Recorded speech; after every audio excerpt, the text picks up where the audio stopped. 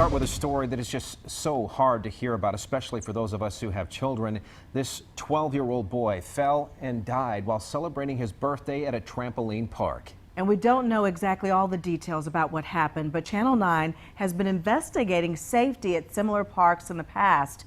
Reporter Ken Lemon is live for us at the Altitude Trampoline Park in Lowell.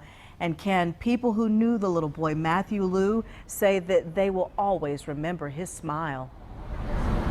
They will indeed, and it's hard to imagine a happier occasion for a child, a birthday party in a place like this, surrounded by all of your friends. Then suddenly there's a fall, and then that quickly, that celebration for life changes to something completely different. Well, that quick move there was just as jarring for people who are learning that Matthew Liu didn't survive.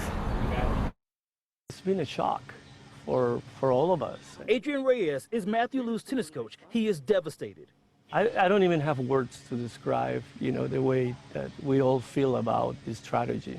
He said Liu is a well-loved tennis player here at the club almost every other day, and always with a trademark smile and a winning attitude. He was always having fun. He was always laughing. And winning, one of the best at the club in his age group, competitive and friendly. There were friends inside the court, on the court, and off the court. He asked them to join him and his family at Altitude Trampoline Park.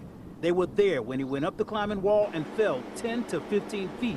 Today, many of them learned their friend didn't survive the fall. They are all really, really sad. Today, Lowell police reviewed the video from inside the park during the fatal fall. They talked to corporate officials and announced this is not a criminal investigation. So many of those friends are now wondering what went wrong. And just a few minutes ago, some corporate officials arrived right out here. They went inside. They're expected to come out here soon to answer some of our questions. Erica? All right, our Ken Lemon reporting live, and certainly our thoughts are with his family tonight for the little boy. Thank you, Ken. I'm joined right now by anchor Allison Lottis. Allison, I know that you investigated the trampoline park injuries at other places earlier this year, and one of the big takeaways was how restrictive the waivers are that we all have to sign when we take our children to these places. They really are. Most of them make you sign away your rights to sue, and we actually got a copy of the Altitude Trampoline Park waiver today. It says, quote, "I acknowledge that if anyone is hurt during my participation in the park activities, I may be found by a court of law to have waived my right to maintain a lawsuit against the park owner. Some families choose to sue anyway. I spoke to an attorney who settled a lawsuit against an indoor trampoline park in Pineville after his client was injured there.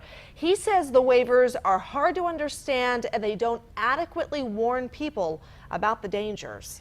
And well, we have heard about people being hurt at trampoline parks, and so how often does it happen? What do the numbers look like? Well, we've reached out to paramedics, and in Gaston County, they told me today they've responded to Altitude Trampoline Park 4 times this year, including the fall that happened on Wednesday. They say there have probably been more injuries, but people in those situations may have taken themselves to the hospital. In Mecklenburg County, medic told me it responded to trampoline parks 88 times between January 2016 to November of 2018. Most were for traumatic injuries like broken bones or twisted knees. And I remember from your report, you talked to people with children and others who had similar injuries like those. Several different people who had been injured. One was a 6-year-old boy who broke both of his legs when he jumped from a platform at Defy Hickory in January. The bag below that platform was deflated, but his dad told me there were no workers or caution tape stopping people from using it. I spoke to his father today over the phone and learned that his son's casts are now off and he is walking again, but he's still going through a lot of physical therapy. After hearing about his case and others, I asked if anyone inspects or regulates these trampoline parks. In North and South Carolina, the answer is no. In February, lawmakers told me they would look into it, but so far no one has introduced a bill to change anything. In the meantime, there is a nonprofit called International Association of Trampoline Parks, and they told me that starting next year, businesses must get third-party inspections to become members of their nonprofit. Well, I know my kids have been invited to parties at places like these, and if families want to take their children to trampoline parks, what do you suggest that we do? Well, there are several questions that you should be asking if you're a parent. Does this place have monitors watching the visitors?